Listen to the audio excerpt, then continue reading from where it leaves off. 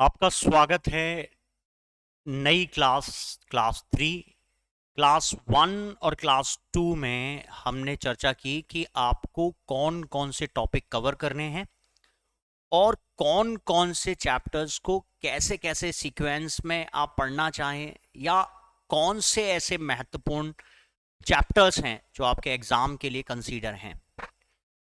अब हम इससे पहले पढ़ चुके हैं ब्लड सर्कुलेशन सिस्टम क्लास 2 में, जिसमें हमने चर्चा किया था कि हमारा जो ब्लड सर्कुलेशन सिस्टम है, मतलब जो हमारा शरीर के अंदर रक्त का प्रवाह हो रहा है, वो किस तरीके से हो रहा है, उसकी विधियां क्या हैं, हमारे हार्ट की संरचना इसमें क्या अहम रोल निभाती है, इसका क्या भूमिका है।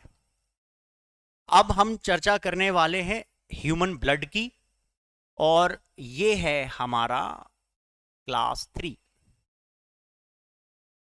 क्लास 3 में हमारा आज का जो टॉपिक है वो है ब्लड, या हम चर्चा कर रहे हैं ह्यूमन के ब्लड की, मनुष्य का रुधिर।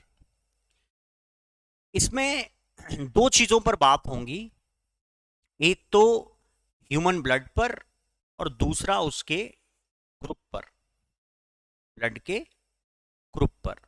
अलग अलग ब्लड ग्रुप के होने का कारण क्या है, और ये सारी चीजें हम इस ध्यान केंद्र में रखकर पढ़ते हैं कि हमारे एग्जाम्स के लिए महत्वपूर्ण कैसे है और कैसे कैसे हमें इसे समझना है। तो आइए शुरू करते हैं ह्यूमन ब्लड से रिलेटेड टॉपिक। ह्यूमन ब्लड यानी कि मानव रुधिर, और मनुष्य का रक्त बाकी सभी जीवों के रक्त से अलग कैसे है, वो हमारा मुख्य केंद्र है मानव रुधिर, ह्यूमन का ब्लड। ठीक है, और रक्त का समूह, और जो रक्त में अलग अलग समूह पाए जाते हैं उसके बारे में हम चर्चा करेंगे क्लास 3 में। पहले हम बात करते हैं कि रक्त का अध्ययन क्या कहलाता है, मतलब ह्यूमन का जो ब्लड है या उसका अध्ययन, या उसके लिए कौन सी ब्रांच डिसाइडेड है, कौन सा ब्रांच है, कौन सी शाखा है जिसके अंतर्गत हम इसे पढ़ते हैं। तो रक्त का जो अध्ययन किया जाता है वो किया जाता है हीमेटोलॉजी में। हीमेटोलॉजी, लॉजी का मतलब लॉगस या डिस्कस या स्टडी, हीम का मतलब हो गया ब्लड, या हीमेटोलॉजी का मतलब हो गया रुधिर विज्ञान। रुधिर विज्ञान। एक चीज और ध्यान में रखकर पढ़ेंगे कि हमारा टारगेट क्या है, हम किस एग्जाम की तैयारी के लिए इसको पढ़ रहे हैं, और कौन सी चीजें हैं जिन्हें पढ़ना महत्वपूर्ण है। ठीक है, तो इसके अंदर क्या क्या चीज कवर करनी है उसको देखेंगे। सबसे पहले समझते हैं कि जो हमारा ब्लड है वो एक तरल संयोजी ऊतक है। Blood is a liquid connective tissue. कैसा है? तरल है, संयोजी ऊतक है। संयोजी ऊतक। ऊतक क्या होते हैं? कोशिकाओं के समूह को ऊतक कहा जाता है। अब हम जब टिश्यूज की बात करते हैं तो हमारे शरीर में जो विभिन्न कोशिकाएं हैं वो मिलकर टिश्यूज बनाती हैं, ऊतक बनाती हैं, तंतु बनाती हैं। और ये 4 प्रकार के मुख्य हैं। पहला है त्वचीय ऊतक, त्वचा बनाने वाला, त्वचीय, एपिथेलियल टिश्यू। दूसरा है जो तंत्रिकाओं को बनाता है, हमारे पूरे शरीर को कंट्रोल करने के लिए हमारा दिमाग इन ऊतकों का इस्तेमाल करता है। जैसे मैं अपने हाथों को, उंगलियों को हिला रहा हूं तो ये मेरे दिमाग से आने वाले संकेत इन्हीं ऊतकों की सहायता से आ रहे हैं, जिनको हम बोलते हैं तंत्रिका ऊतक, muscular tissue. Nervous tissue, nervous tissue.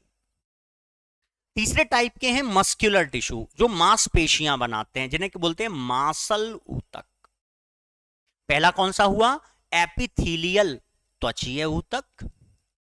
दूसरा हुआ नर्व टिश्यू, तंत्रिका ऊतक। और तीसरा हुआ मस्कुलर टिश्यू जिसे कहते हैं मांसल ऊतक, और चौथा है कनेक्टिव टिश्यू जिसको कहते हैं संयोजी ऊतक। हमारी हड्डियों को बनाने के लिए भी संयोजी ऊतक चाहिए। वो कैसे हैं? वो जटिल हैं। दो टाइप के होते हैं संयोजी ऊतक, एक जटिल मतलब ठोस और दूसरे हैं तरल। तो तरल संयोजी ऊतक से जो चीज बनी हुई है वो है हमारा रुधिर, हमारा ब्लड। हमारे ब्लड को बनाने के लिए कौन से ऊतक की आवश्यकता है? संयोजी ऊतक की। किस प्रकार के? तरल संयोजी ऊतक की। और रक्त की अवस्था कैसी है? तरल है। मतलब क्या है? द्रव्य है, द्रव। इट इज कॉल्ड द्रव, लिक्विड।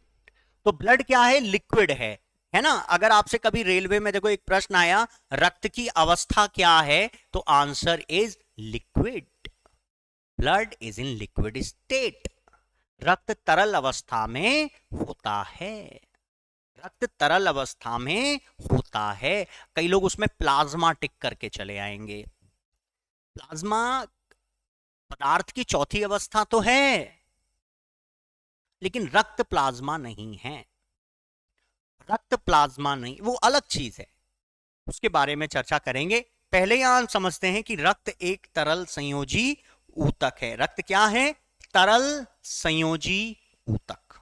ठीक है, समझ आया? रक्त क्या है? तरल संयोजी ऊतक है, liquid connective tissue. Liquid connective tissue. अब दूसरा प्रश्न आता है इसके पीएच से संबंधित। PH, it is a German term. German term है पीएच, जहां पी स्मॉल और एच कैपिटल हो। German term. पॉविरियस हाइड्रोजेनी, पॉविरियस हाइड्रोजनी, potential of hydrogen ion, power of hydrogen. Potential of hydrogen ion, pH of blood है 7.4। और ये क्या है? ये एक क्षार है। क्या है? ये एक क्षार है, बेस। रक्त क्या है? बेस है, क्षार। सोरेनसन ने पीएच स्केल के अनुसार बताया कि जिसका पीएच मान 7 के पास होगा, जो 7 होगा वो उदासीन है, 7 से ऊपर 14 तक है वो क्षार है, 7 से नीचे 0 तक है वो अम्ल है। तो रक्त क्या है? क्षार है। साथ ही साथ ये एक बफर विलयन है, ये एक बफर सॉल्यूशन है, ये एक बफर कैटेगरी में। बफर क्या होते हैं? बफर सॉल्यूशंस उनको कहा जाता है, बफर विलयन उन्हें कहा जाता है जो अपनी अम्लीयता या क्षारीयता को स्थायी रख सकें। जो अपनी अम्लीयता या क्षारीयता को स्थायी रख सकें। स्थायी रखने का मतलब क्या है? स्थायी रखने का मतलब है सिचुएशन कैसी भी हो, इसका पीएच मान में अंतर नहीं आना चाहिए, उसको हम बफर सॉल्यूशन कहते हैं। आपके रक्त में पानी भी मिलता है, एसिड भी जाते हैं, आप जूस पीते हैं, खाना खाते हैं, सब्जियों के रस जाते हैं, एंजाइम्स चले जाते हैं, हार्मोन्स जाते हैं, लेकिन ब्लड का पीएच मान में अंतर नहीं आएगा, क्योंकि अपने को ये सुरक्षित रखता है। इसको बफर कहते हैं। कोई भी ऐसा सॉल्यूशन, कोई भी ऐसा द्रव, कोई भी ऐसा पदार्थ जो अपने पीएच मान को स्थायी रखता है, उसको हम बफर सॉल्यूशन कहते हैं, उसे हम बफर कहते हैं। समझ आया? तो इसका पीएच मान 7.4। नेक्स्ट क्या है? जितने भी वर्टिब्रेट्स होते हैं, जितने भी वर्टिब्रेट्स होते हैं, ये वर्टिब्रेट्स क्या है? वर्टिब्रेट्स का मतलब क्या है? वर्टिब्रेटा या वर्टिब्रेट्स। जितने भी वर्टिब्रेट्स होते हैं, वर्टिब्रेट्स का मतलब होता है कशेरुक। हिंदी में इसको कहते हैं कशेरुक। ऐसे जीव, ऐसे जंतु जिनमें रीढ़ की हड्डी पाई जाए उनको हम वर्टिब्रेट्स कहते हैं। ऐसे जीव जिनमें रीढ़ की हड्डी पाई जाए उनको हम वर्टिब्रेट्स कहते हैं। क्या कहते हैं? वर्टिब्रेट्स कहते हैं। रीढ़ की हड्डी पाई जाए तो रीढ़ की हड्डी पाए जाने वाले जीवों को हम वर्टिब्रेट्स कहते हैं। तो वर्टिब्रेट्स में रक्त की क्या प्रॉपर्टी है? जितने भी वर्टिब्रेट्स होंगे उनमें खून का रंग लाल अपीयर करेगा, मतलब लाल दिखाई देगा। जितने वर्टिब्रेट्स होंगे जिनमें भी रीढ़ की हड्डी पाई जाती है उनके खून का रंग लाल दिखाई देगा। दुनिया में सारे जीवों के अंदर ब्लड नहीं है, सारे जीवों में ब्लड नहीं है, लेकिन जिन भी जीवों के शरीर में लाल रंग का खून है इसका मतलब है कि उनमें रीढ़ की हड्डी भी मौजूद होनी चाहिए। खून के और क्या क्या रंग हैं? एक्चुअली उसे खून नहीं, रक्त नहीं, सीरम कह देते हैं। क्या कहते हैं? सीरम। क्या कहते हैं? सीरम कहते हैं। Serum, that's called serum. तो दुनिया में कई सारे ऐसे जीव हैं जिनमें खून का रंग कैसा कैसा हो सकता है? हरा हो सकता है, हरा, और जामुनी हो सकता है। कैसा हो सकता है? जामुनी, बैगनी,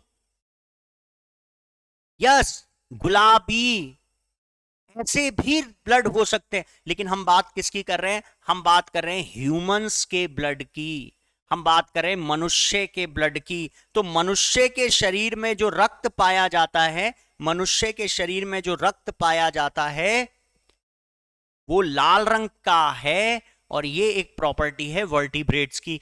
जितने भी कशेरुक होंगे, जितने भी वर्टिब्रा होंगे, जितने भी वर्टिब्रेट्स होंगे, जितने भी रीढ़ की हड्डी वाले जंतु होंगे, उन सभी में खून का रंग कैसा होगा? लाल होगा, रेड होगा। समझ आया? समझ आया? एक वयस्क व्यक्ति के अंदर, एक वयस्क व्यक्ति के अंदर, एक वयस्क व्यक्ति के अंदर रक्त का मात्रा, रक्त की मात्रा कितनी होगी? रक्त का वॉल्यूम कितना होगा? 4.5 लीटर से लेकर 4.5 लीटर से लेकर 6.5 लीटर तक, 6.5 लीटर तक हो सकता है। क्या हो सकता है? 4.5 लीटर से लेकर 6.5 लीटर तक हो सकता है। और एवरेज कितना होगा? 5.5 लीटर। अब पॉइंट समझना, ये कोई पॉइंटेड चीज थोड़ी है। हमें बनाने वाली प्रकृति ने हमारे शरीर में कोई चीज ऐसी थोड़ी है जो नाप तौल के डाल रखी है कि अगर आप 18 साल के हो जाएंगे तो आप में खून इतना हो जाएगा, कि आप 20 साल के हो जाएंगे तो इतना हो जाएगा, कि आपकी रीढ़ की हड्डी इतनी लंबी होगी।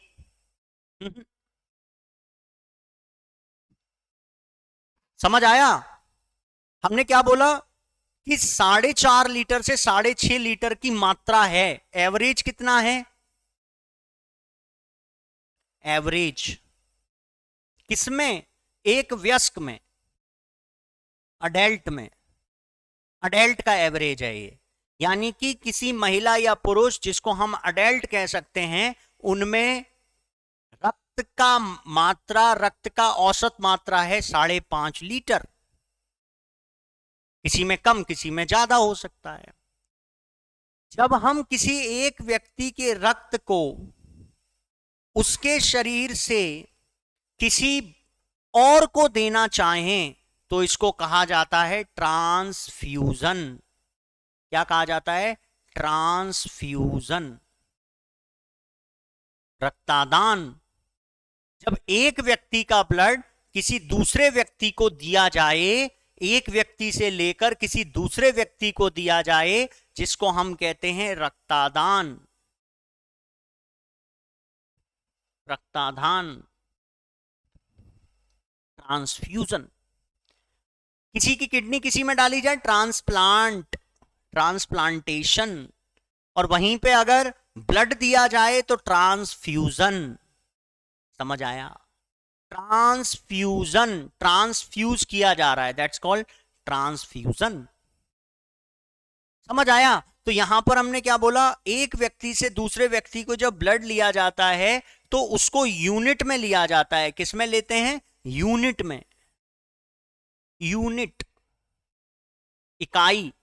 तो बोला गया एक यूनिट में कितना ब्लड होता है? Standard unit is 350 ml, 350 ml। और जंबो, जंबो पैक में होता है 450 ml। It is American unit, US unit. एक यूनिट, 1 यूनिट ब्लड का मतलब होगा 350 ml, 350 ml। और जब हम 350 ml की बात करेंगे तो वो क्या होगा? स्टैंडर्ड यूनिट होगा, यूनिवर्सल यूनिट होगा। एक व्यक्ति से ब्लड लेकर जब किसी दूसरे व्यक्ति को दिया जाता है तो यूनिट बेसिस दिया जाता है। और जब उसको जंबो की बात की जाती है, जंबो, तो दैट्स कॉल्ड 450 ml। क्यों दिया जा रहा है? उसके जीवन की रक्षा करने के लिए।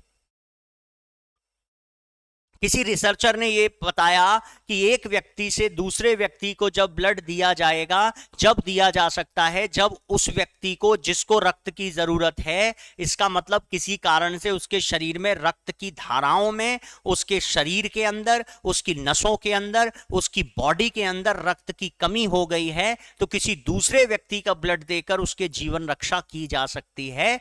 तब कहते हैं ब्लड ट्रांसफ्यूजन। ट्रांसफ्यूजन, जोड़ना, संलयन, फ्यूजन, संलयन, उसको जोड़ा जा रहा है। ठीक है, समझ में आ गया? 450 ml। अब जो बच्चा होता है, जो नवजात बच्चा होता है, जो छोटा बच्चा होता है, जो जन्म लेता है, जिसको हम क्या बोलते हैं? इन्फेंट। इन्फेंट, इन्फेंट का मतलब क्या होता है? नवजात, नवजात, न्यू बॉर्न। क्या बोलते हैं? न्यू बॉर्न, एक नया बच्चा, न्यू बॉर्न। तो न्यू बॉर्न के शरीर में 300 ml ब्लड पाया जाता है। सीपीओ का प्रश्न है,